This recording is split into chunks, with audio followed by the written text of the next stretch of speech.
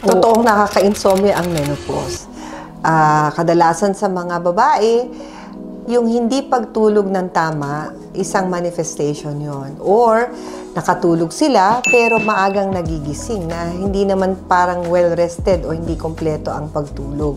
Ayan, minsan nahihirapan kumuha ng tulog actually. That is usually due to the decrease in the hormonal level din pag nagkakaedad ka.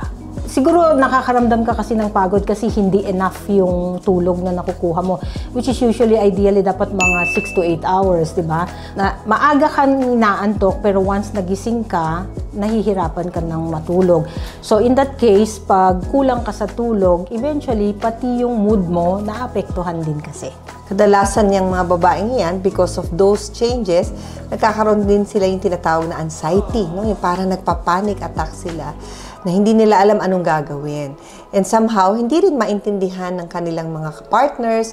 And minsan, sasabihin, nag-OA sila, na, masyadong nagdadrama, etc. No? And they cannot explain it. So, it's just a way of them expressing probably yung sarili nila.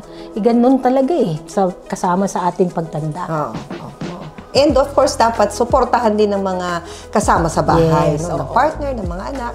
Kasi talagang pagdanaanan ng lahat ng babae yung period na yan.